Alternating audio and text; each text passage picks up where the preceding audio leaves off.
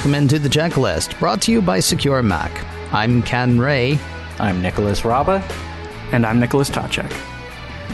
Since the very first VIC-20 landed in the family's front room, I say VIC-20. Younger people than me might go with the Commodore 64, whatever. Since the earliest computers landed in the family room, phrases like, my son or daughter knows more about computers than I ever will, or I never know what they're doing on that thing, have been common phrases around homes. A lot of homes. Far too many homes, I would be willing to say. I mean, it's great to have kids that are developing skills that they need for, life. But computers aren't just doors to skills and knowledge. They're also potential paths to hazards and threats. So the question, of course, is what can you do to keep kids safe? And if you're using a Mac, or if your child is, the answer is a lot. Because Apple includes a lot of tools in macOS that can help.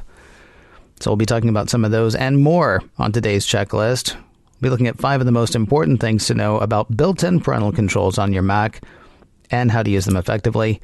The list includes creating an account for your children on a Mac, effectively managing screen time, browser-based restrictions, managing app and email functionality with built-in controls, and finally keeping an eye on your kids' social media. It's funny to me that we're going to start with creating an account for your children, because I want to say maybe the second episode of this show when we were talking about setting up a new Mac, we talked about setting up 2 accounts, and this was with no kids involved. There was the admin account and then the account that you use every day. So, of course, it makes sense that there would be special accounts for kids as well. Talk to me about creating an account for children. Well, of course, you don't want your kids deleting all your files or messing with your personal files right there. But providing your child with their own account on your family Mac is more than just a good way to monitor their behavior. Parents could use it as an opportunity to teach responsibility about computers and how to use them as well. Plus, for a young child, getting their own account on a computer can feel like a big deal. I remember when I set up my, now 12-year-old daughter's account on the computer. She got to set her little icon with it, her own password for it. I mean, it was definitely a big deal. While you'll put restrictions and rules in place, it's still a chance for your child to develop a sense of independence while improving computer usage skills. Let's quickly walk you through the process of setting up their account. And setting up a child account is different than just setting up a normal account on your computer. We'll specifically discuss macOS Sierra here. From the System Preference pane, locate the option labeled Parental Controls and click on it to open the next window. To use a screen, you'll need to unlock it with your own username or password. This way you can make modifications to these options. Select the plus icon to add a new user account to the Mac. Fill in the relevant details, including your child's name and the account name you want for them, and finally a password they could use to log into the account. Here's another awesome opportunity to teach your kid while setting up your parental controls. When you hand over the account password, talk to them about basics of password security and how to keep their secret code safe. When they move on to creating accounts for social media or whatever else later in life, this is vital information they'll need to remember. Starting early like this helps lay groundwork for good usage habits later in life. Okay, so now we've got them with their own account. We've got them password protected. We've kind of got them set. Next item on the checklist, effectively managing screen time with time limits. I think we joked in the last episode, this is not like the egg timer thing. I'm assuming there's actually a technological something or other that the good people at Apple will step in and say, all right, kids, time for bed. Yeah, Apple actually has a pretty nice setup with it. With the huge number of things that you can do on a computer, it's no wonder that kids and adults sometimes spend hours and hours using them each day. While some of us might have grown up doing this, it's still wise as parents to think about limiting the amount of time that a child can use the computer each day. Schoolwork, getting some fresh air outdoors, they're just as important to your child's development as proficiency using computers. With that in mind, it's pretty simple to set up timers and limits on your Mac from the parental controls window that we referenced a little earlier. From that pane in the system preferences, click on the Time tab at the bar on the top. Clicking on that option will give you access to some really robust tools that Apple has created just for parents. You can choose to set up a custom schedule based on your child, your parenting style, kind of your child's needs. For example, you can limit weekday computer use to just a few hours, maybe provide a bit more time on weekends, or remove restrictions on the weekends altogether. Entirely up to you. If you want to make sure the kid stays in bed when they're supposed to be sleeping instead of sneaking out and using the computer, you can additionally restrict access to the machine altogether based on time range, which can be a very useful feature to kind of turn it on situationally as well. This tool makes managing screen time really easy overall. When I was a kid, I was always on the computer. Yeah, I had restrictions in my household to an extent, but I think kind of one thing when we were writing this up and just, I guess, something to keep in mind, kids will usually find ways around these things. Apple's done a really good job providing some really robust parental controls on the Mac and on iPhones. But kids are smart. Oftentimes they're smarter than parents when it comes to computer stuff. And they share information with each other. Hey, I figured out how to get around XYZ. So it's something to keep in mind with any of these tips and any of these settings, is that overall there's no real bulletproof way to completely protect your kid here, short of locking the computer in a safe every night. And even then, it might not be enough. Kids are smart. So keep that in mind, that these aren't necessarily going to be the perfect solution for every situation. And it's worth kind of knowing your kid as far as, I guess beyond what things you actually can set on the computer versus, in person and your expectations as a parent. Another problem, too, is just it seems to me, and I think we talked about something like this when we were talking last week about following associated videos on YouTube or something like that. I mean, because the next item on the list, setting ground rules with browser-based restrictions. I mean, that's great if the website that they're going to happens to be something that is identified as, a certain level of safety. But if it links to something else, and then that links to something else, then suddenly, I guess there's a possibility they'd be in the weeds. Although, no, well, okay, maybe I shouldn't get so far ahead of us. Actually, talk to me if you would. Item number 3 on the checklist, setting ground rules with browser-based restrictions. So let's discuss one of the more important roles of parental controls, and that is what they're doing on the web. There's a ton of excellent content out there for children, and many resources that could help their curious minds learn and engage with all kinds of new subjects. But maintaining access to these quality sites while weeding out the harmful and inappropriate content, that's where you run into the challenge. Though there's no shortage of third-party software for fine-tuning control over what sites your child can visit, we'll look at what's built into macOS Sierra here. Its function should be sufficient for most families. So let's go back to the parental control window. Click on the Web tab. You'll have 3 options. The first is unfettered access to the web. This isn't ideal unless you're dealing with an older child who may be outgrowing parental controls altogether. The next option, try to limit access to adult websites. And then the third option is allow access to only these websites. And it starts off with a couple of options in there. Apple Start Page, Discovery Kids, PBS Kids, Disney, and a few other names that watching TV, you'll totally recognize their names and websites. You can also add your own additions to the list here.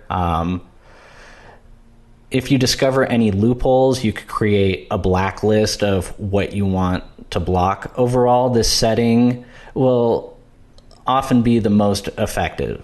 And I can't imagine there's somebody who's not picking up on what we mean when we use these terms, but just for clarity's sake, a blacklist is a list of sites that you're saying in parental controls, I don't want my child's account to go to this place. A whitelist is a list of accounts that you're saying, or a list of destinations, rather, in parental controls that you're saying, yeah, it's fine if they go here. One thing to note with the allow access to only these websites, stuff like Disney, Discovery Kids, a lot of those websites that are geared specifically towards kids take great pains to avoid outside links outside of their own domain. So what Ken kind of brought up earlier, you click on a link on a website and you don't know where that link necessarily goes. A lot of the kid safe sites that are out there try really hard to make sure that kids are not stumbling away from the site, that they're not accidentally getting access to a Google search bar or something like that. So that's just something to keep in mind, that whenever possible, the sites that you whitelist should be kind of that type of site where you know that your kid is going to be sitting on that site, not necessarily going off on their own to other random sites. But it's definitely a nice aspect that kind of is put in place by those sites trying to keep kids away from content that they might not need to be looking at. And one additional note, in this section of the preferences, you'll notice a button on the bottom right hand of the pane labeled Logs. Click this and you could easily see a list of sites your child has recently visited, as well as the ones blocked by filter. This feature can enable you to stay informed on knowing your child's surfing habits. That's really interesting because, it's great that you're actually keeping your child away from, badsite123.com, but this will also let you know that they tried to go to badsite123.com, which, again, my non-parenting self says might be a good time to actually talk to your kid about, why were you trying to go there? Maybe that's not the best thing we want to do. I guess you could just, land with the hammer on them too, but, it actually seems like it's a good time to maybe open up a dialogue with your kids about the kinds of things that they might be trying to look into while still keeping them safe from getting there. Exactly. Or if they're trying to hit whitehouse.gov and accidentally type .com and end somewhere else, you'd see it in the logs. Right. Sorry. Yeah, for people who don't know, whitehouse.gov is the one you want to visit for official government whatever. And don't do the other one. Unless that's your thing, but mostly don't do the other one. Let's move on to the next item on the checklist. Using built-in controls to manage app and email functionality. Well, as your child increasingly uses the internet, they'll probably have interest in having their own email account and begin chatting with their friends online. Obviously, natural progression there, but you're definitely going to take some precautions there as well. Monitoring these aspects of your child's online activity can help you spot problems or issues before they become serious. Back in the parental controls section, you can click on the apps tab, and there's a lot of options to manage these features. Broadly speaking, you can choose to limit your child's access to just specific apps relatively easily. You can select age range restrictions, put those in place. That would prevent any downloads or using apps that violate the rules. So, the 17 plus rating in the App Store, they couldn't, if you set it up, they would be able to use something that's more specific to their age range and kind of avoid some of the more adult specific apps. It's a great option when you're introducing your child to the computer in the first place, and it's really easy to gradually expand the amount of apps and software they're allowed to use as they grow and mature. When it's time for that initial introduction to email for your child, and you obviously want to be careful with that, the pane can be useful in that situation as well. First, you can choose to restrict access to web-based email services like Gmail. Then you can set up a list of approved contacts in the Mail app itself. So your child's user account will now only be able to send and receive mail from the accounts that you've given your approval to. When they want to email a new friend, it's easy to check with the parents. The parents can add the email to the list, and that is actually about as far as the built-in controls go regarding restricting communication. So it's not super complex, but it definitely stops the kind of, sending email to a random stranger online or receiving email from a random stranger, which can be, a good frontline defense there. Yeah, and it's good for like smaller children, but when you start dealing with children who are older and know that they could just access the website gmail.com directly without using the mail.app, assuming that these other restrictions that we just talked about with the parental controls, it just kind of kids. I liked them when they were just little. When you have to worry about them turning ages where they talk amongst themselves and go, there's this new chat app that your parents can't see what you're saying to one another and all this stuff. All right. Sorry about that. No, it's quite all right. Quite all right. There's actually one other thing I want to interject, if you don't mind. And again, this is I keep almost wanting to apologize for not having kids for these particular episodes. But in covering Apple News stuff a while ago, there were questions about app ratings. And what I noticed was there was some stuff that seemed like it would not be bad for younger kids, but there were sniper games. This was in the iOS App Store. There were sniper games that were deemed like okay for kids like 4 and up or 7 and up or something like that. And first of all, in checking while we're doing this, it looks like everything now with snipers, or at least the first ones that I came across, is 17 plus. I guess my point is parents are different. Parenting styles are different. Yes, the app stores are saying, okay, this is probably good for kids 10 and up. But what you feel comfortable with for your 10-year-old might not be the same as what somebody else feels comfortable with for their 10-year-old. So, yes, these services or these app stores may be trying to sort of generally say, but obviously technology is not going to solve every instance for everybody. You'll also, I'm assuming, want to keep some kind of eye on the kinds of things that your kids are getting into as well. Because, your 10-year-old's not the same as someone else's. Conversely, there might be some stuff that nobody ever wants their 10-year-old to see that you're like, oh, that's totally healthy and awesome. Go for it. Maybe you want them to grow up to be a sniper. Who knows? We have actually. Sorry, I'm going to interject on your interjection there. Part of the issue with the App Store is Apple's rating system. The developer themselves has to set the rating when they submit the app to Apple. Mm-hmm. However, it's based on the capabilities of your app. If your app allows, I believe if it allows unrestricted web access, it has to be 17 plus, or at least it did last time I checked. Mm-hmm. I think the same for media access. So even if your app is something really simple like a YouTube viewing or a video viewing app, you're almost automatically going to be a 17 plus app just because somebody might have a bad video that could be seen with your app, so Apple's just going to say 17 plus. And that's actually been kind of a point of contention with developers and Apple over the years when you see stuff like violent games getting a 4 plus rating and something that's completely innocent, like a research app or whatever, getting 17 plus. It doesn't make a whole lot of sense.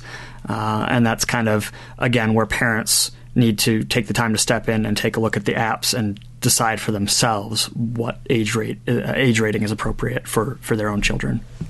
Last item on this week's checklist, exploring ways to keep an eye on what your kids are doing on social media. Social media is pretty much a defining aspect of the internet today. And at some point, it's a sure bet that your child's going to want an account on social media. The first thing to remember is that for many social networking sites, users under the age of 13 are not permitted to create accounts. Kids break that rule all the time because nobody actually checks your real age on the internet. What year were you born in, or are you 18 or older? Are you 21 or older? Yes, of course. We all know that rarely serves as an effective barrier, but it is worth remembering when trying to explain reasonable restrictions to your child. Unfortunately, there is no built-in way to manage or monitor activity on social media sites. You're kind of limited to blocking or allowing access to those sites altogether, an all-or-nothing basis. Once again, there are some third-party apps out there that you could use to monitor how your child uses those sites. But some of those programs pretty much amount to just being keyloggers. So kind of be aware of the potential ramifications of going down that route. Again, when your child is old enough to use social media, I guess talk with them. Sit down together and examine the privacy settings with them that are available for that social media platform. Explain what they are, why they're important, and how they should be used. Set some ground rules for their social media use. Your Mac can help you out in many areas, but this is one time where you'll need to kind of try some good old-fashioned parenting first and rely on the technology second. Again, we kind of touched on this a few times over the past couple episodes here, but parental controls work best with a combination of thoughtful planning and good communication with your child. Letting your child know that you're putting these restrictions in place for a reason and that it's a good reason, helping explain why, can help make the entire situation easier to set up and execute. If you do opt for one of the third-party programs to augment your Mac's capabilities, definitely take the time to research the product closely, weigh whether or not it's the best fit for your machine or your child or your situation, because oftentimes using the built-in settings and tools available in your Mac combined with some good parenting and open lines of communication with the child are definitely the best route to go. Some of the episodes that we do deal with some sort of theoretical stuff. Some of it deals with some newsy stuff, and some of it deals with actual steps that you'll want to take. In the actual steps, go here, click this, go here, do that. We do make sure to put those steps on our website, because we have show notes for every episode of the checklist, and you can find those, including the steps that we talked about with parental controls earlier today, at securemac.com/checklist. That website again is securemac.com/checklist. If you have a question you'd like to ask or a comment you would like to share, we do have an email address for you to do just that. It is checklist@securemac.com. The address again is checklist@securemac.com. And if you can't remember that, please do remember this. You are listening to The Checklist by Secure Mac.